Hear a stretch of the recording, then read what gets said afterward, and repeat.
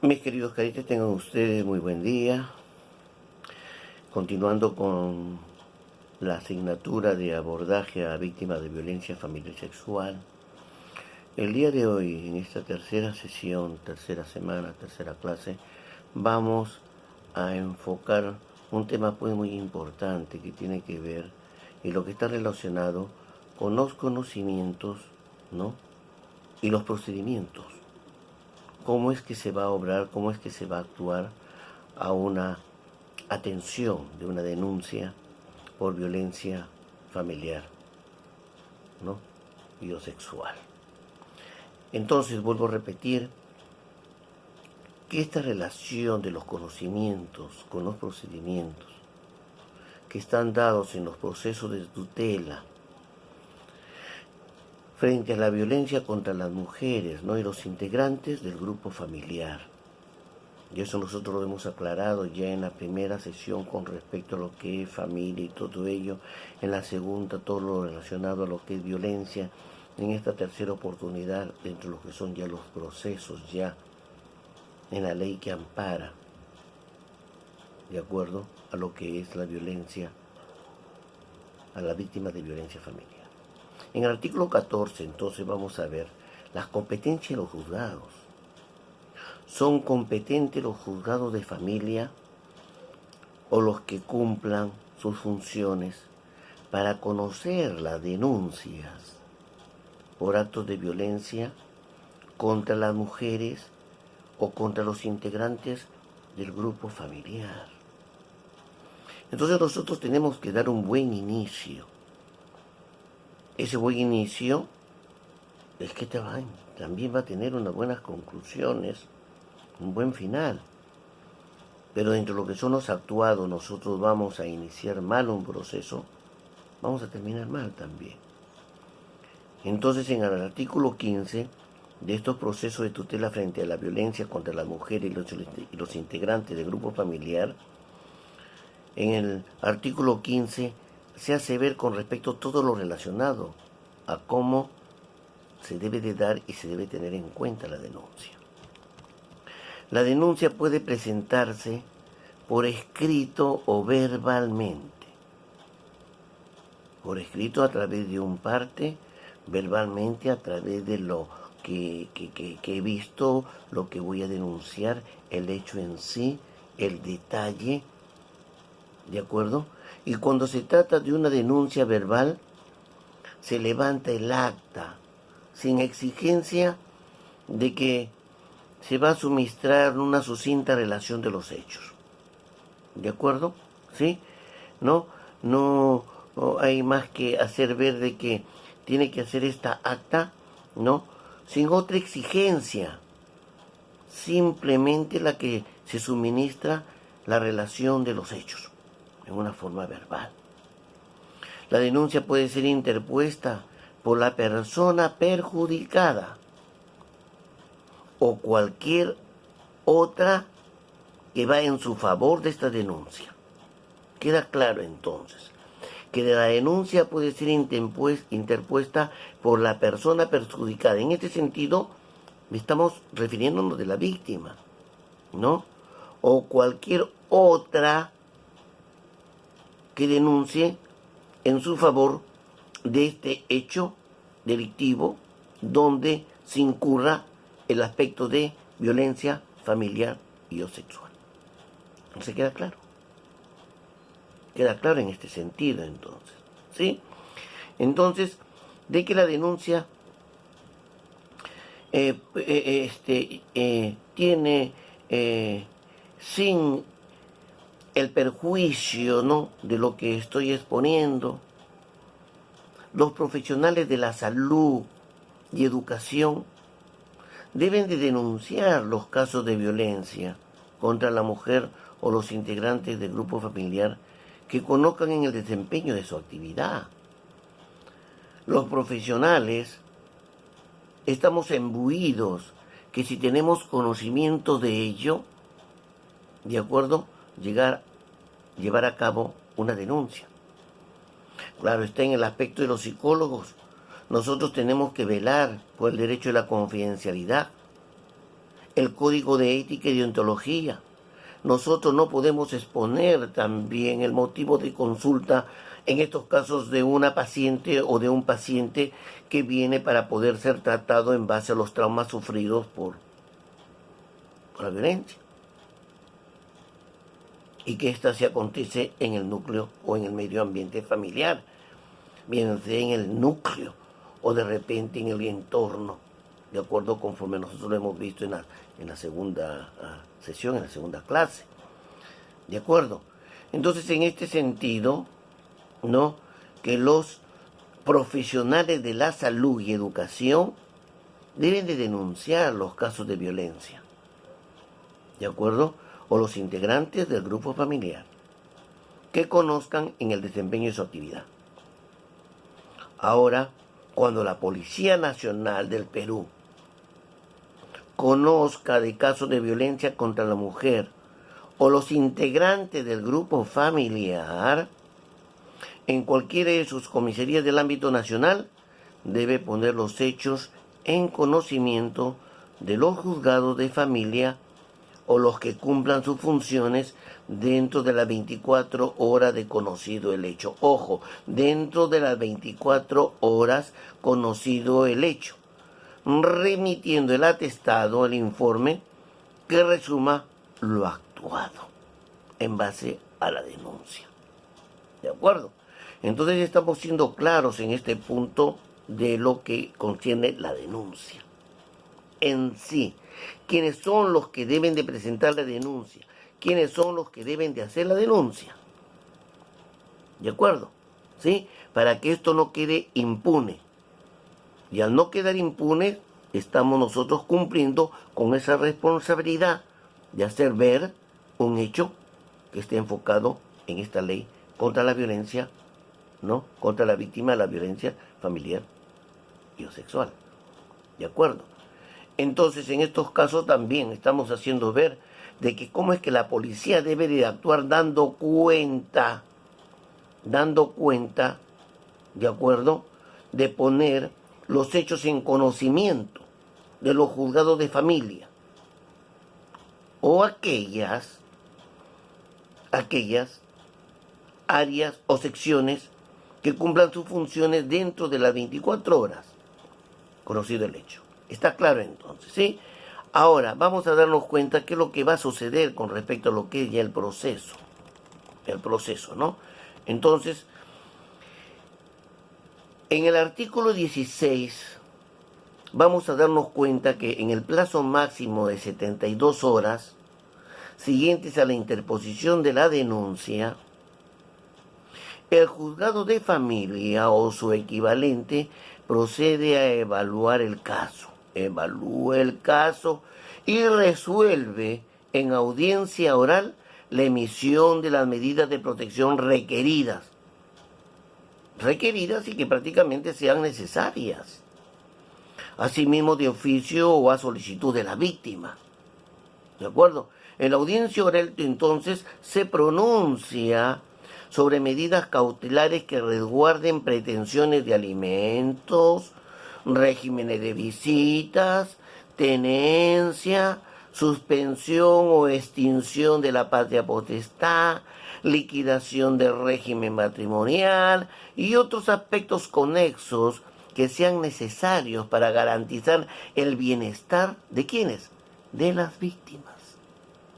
Vuelvo a repetir entonces, de oficio y a solicitud de la víctima, en la audiencia oral se puede pronunciar sobre las medidas cautelares que resguarden las pretensiones, por citar alimentos, por citar regímenes de visitas, por citar tenencia, por citar suspensión o extinción de la patria potestad, con respecto a lo que es la liquidación del régimen patrimonial, ¿no?, y otros conexos que sean necesarios para garantizar el bienestar de las víctimas.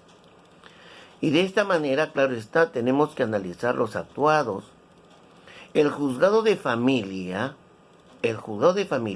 o su equivalente procede a remitir el caso a la Fiscalía Penal para dar inicio del proceso penal conforme a la regla del Código Procesal Penal, ¿no?, promulgado por el decreto legislativo 957. ¿De acuerdo? Muy bien. Entonces, vuelvo a repetir porque esta parte es bastante importante con respecto a lo que es el proceso y a la explicación que les acaba de haber hecho ver anteriormente en base a lo que la víctima tiene la capacidad de poder ser clara y precisa, pero que estos actuados tienen que ser analizados también y que el juzgado de familia o su equivalente, de acuerdo, procede a remitir el caso a la Fiscalía Penal para dar inicio al proceso conforme a la regla del Código Procesal Penal y que esto está promulgado por el decreto legislativo 957. Vamos a darnos cuenta también en el artículo 17 cuando es referida la famosa flagrancia. La flagrancia. En el caso de flagrante delito, ya sabemos, usted en base a su capacidad, en base al conocimiento de las otras asignaturas, tan es igual como les dice ver, de que todas las asignaturas están interrelacionadas, ya ustedes ya bien saben lo que es una flagrancia, a su conocimiento para poder llevar a cabo esta asignatura de abordaje a víctimas, ustedes ya tienen que estar imbuidos de todos estos conocimientos, flagrancia, que es la constatación in situ del hecho real. Soy testigo de ese hecho delictuoso, en cual estoy haciendo ver cómo es que actúa el agresor, ¿de acuerdo?, ante su víctima. Esa es una flagrancia. El vínculo, ¿no?, a actos de violencia contra las mujeres y los integrantes del grupo familiar, en estos casos de flagrancia, la Policía Nacional del Perú procede de inmediato a la detención del agresor. Detención inmediata del agresor. Flagrancia, in situ, soy testigo realista de la situación, del hecho, y en mi capacidad como autoridad perteneciente a la Policía Nacional del Perú, tengo que hacer ver entonces el proceder inmediato a la detención del agresor. Incluso se nos permite el allanamiento al domicilio o al lugar donde estén ocurriendo los hechos, allanar, infiltrar, ingresar y tomar cartas en el asunto con respecto al hecho delictuoso. En estos casos, entonces, la policía redacta un acta en la que se hace constar la entrega del detenido. Entrego al detenido por tal y tal, en el informe, en el atestado, en el parte, tengo que hacer ver. Y las demás circunstancias de la intervención, los actuados, debiendo comunicar inmediatamente los hechos a la Fiscalía Penal para las investigaciones correspondientes y al juzgado de familia que le corresponde, o a su equivalente, para que se pronuncie sobre la medida de protección, para que ellos se pronuncien a las medidas de protección y otras medidas de la causa, para el bienestar de las víctimas. Realizadas entonces las acciones previstas en el artículo 16, de acuerdo de los actuados, el juzgado de familia o su equivalente comunica de estos mismos actuados a la Fiscalía Penal correspondiente, ¿no? A la Fiscalía Penal correspondiente. Ahora estamos aclarando nosotros los panoramas, ¿no? Estamos viendo lo que es en caso de flagrancia, estamos viendo también el artículo cómo se lleva a cabo el proceso y de igual manera la denuncia. En el artículo 15 la denuncia, en el artículo 16 que va relacionado a lo que son los procesos, cómo se debe llevar el proceso, y artículo 17 la flagrancia para poder hacer ver la actuación de los operadores de justicia que le corresponde al artículo 18 de esta ley. En la actuación de los operadores de justicia, que estas prácticamente son originados por hechos que constituyen actos de violencia contra las mujeres y los integrantes del grupo familiar. De esta manera, entonces, se evita la doble victimización de la persona agraviada a través de declaraciones reiterativas o de contenido humillante. Mucho cuidado dentro de las actuaciones de los operadores de justicia. Eso les corresponde a ellos, los operadores de justicia, a las fiscalías correspondientes, ¿de acuerdo? O a aquellos que tienen competencia dentro de ello, que hacer ver bien claro que en la actuación de los operadores de justicia, ¿no?, originada por los hechos que constituyen actos de violencia contra las mujeres y los integrantes del grupo familiar, se evita la doble victimización de las personas agraviadas. No puede haber doble denuncia a través de declaraciones reiterativas, ¿no?, y de contenido humillante. Entonces, en estos casos, los operadores tienen que tener muy en cuenta, ¿de acuerdo?, dentro de su operación misma, en el sistema de justicia,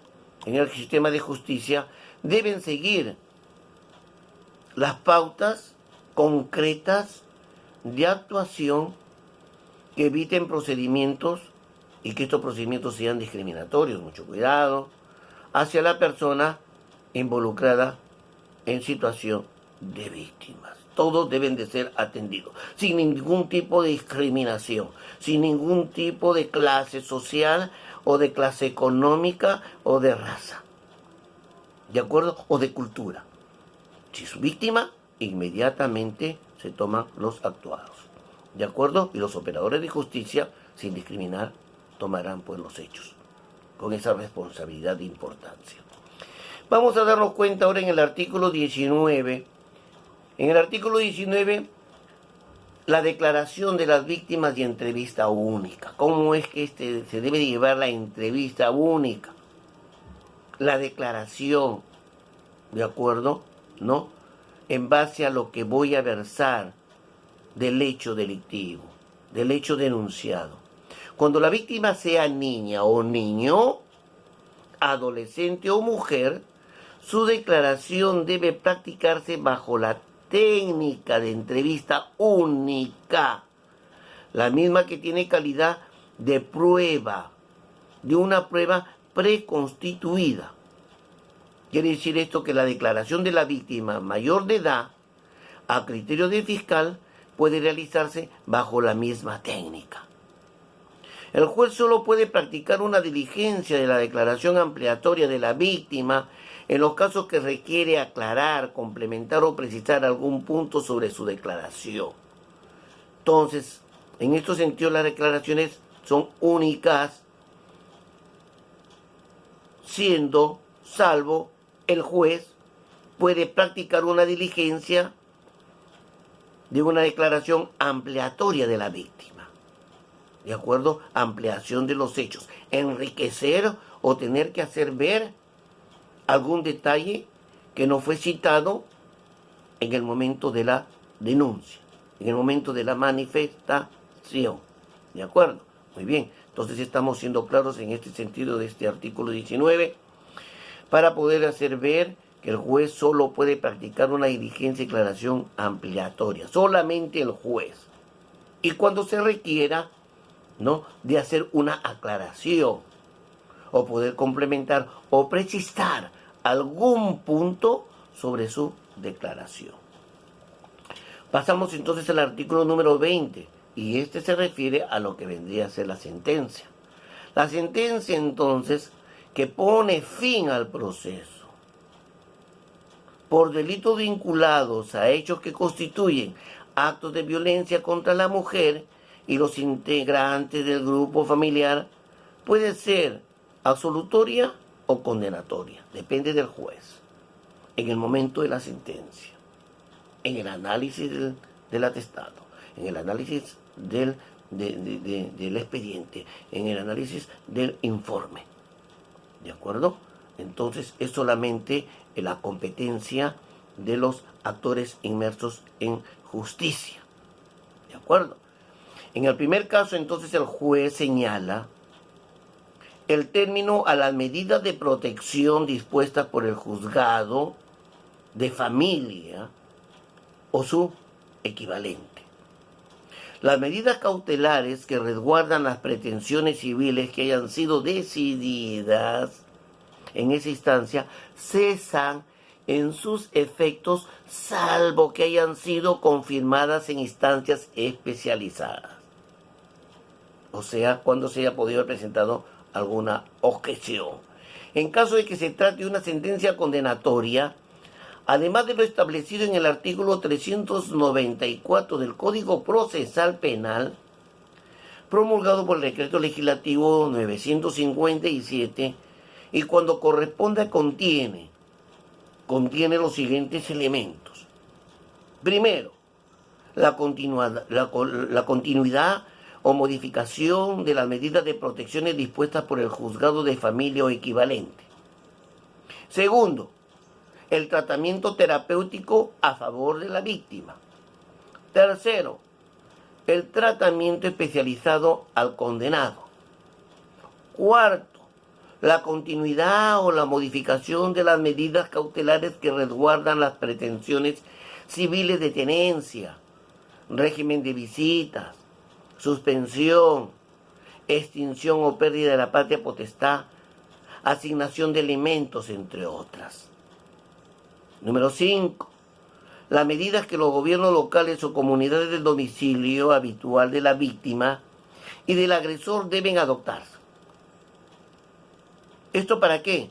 Para poder garantizar el cumplimiento de las medidas de protección, salvo que hayan sido confirmadas en instancia especializada. Aparece entonces la instancia especializada, que de una manera u otra trata de poder amortiguar ciertas situaciones que se van a ver en el sentido de la sentencia, o que no se haya podido haber obrado bien, o no se haya podido haber llevado alguna ampliación de la misma, o de repente entre los actuados falta alguna documentación que no permite que la sentencia sea dada en una forma en que tiene que intervenir, ¿no?, la instancia especializada en estos casos.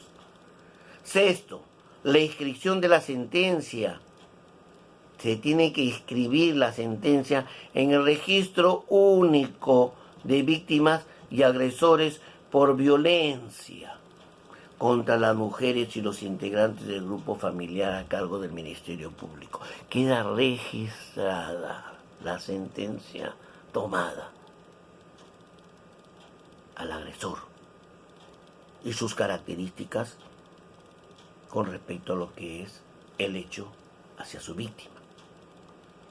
Vuelvo a repetir que este sexto punto hace ver la inscripción de la sentencia en el registro único de víctimas y agresores por violencia contra las mujeres. Quedan ya en lista de este hecho como un antecedente en el transcurso de su vida. ¿De acuerdo? Y que esto también va relacionado no solamente a las mujeres, sino a los integrantes del grupo familiar. Y que este está a cargo del Ministerio Público. ¿De acuerdo? Muy bien.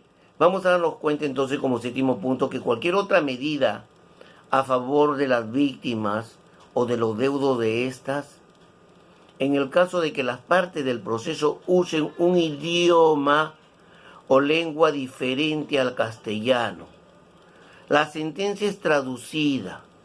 Tiene que haber un traductor.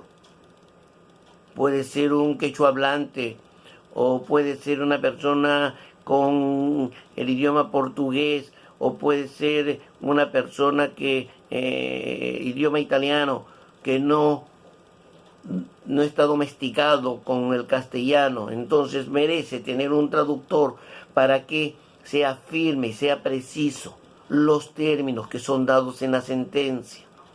¿De acuerdo? A esto se refiere que cualquier otra medida a favor de las víctimas o de los deudos de estas, en el caso de que las partes del proceso usen un idioma o lengua diferente al castellano, la sentencia es traducida, ¿de acuerdo? En los casos que no sea posible la traducción, ¿no?, el juez garantiza la presencia de una persona que pueda ponerles en conocimiento su contenido, o sea, hacerles entender su contenido. Vamos a darnos cuenta entonces que también el artículo 21 nos hace ver con respecto a lo que es la responsabilidad funcional. La responsabilidad funcional. En estos casos, quien omita, rehúsa o retarda algún acto a su cargo en los procesos originados por hechos que constituyen actos de violencia contra las mujeres o contra los integrantes del grupo familiar, comete un delito. Y que este delito es sancionado en los artículos 377 y el artículo 378 del Código Procesal Penal, según corresponde. Entonces, aquel administrativo, aquel funcionario público, aquel funcionario de justicia que irrumpe la responsabilidad funcional, de acuerdo, es sancionado en base a los artículos 377 o 378 del Código Penal, según le corresponda. Y ante esta situación, entonces, se debe de tener cuidado en el manejo de este tipo de delitos de violencia familiar y sexual. La víctima tiene que ser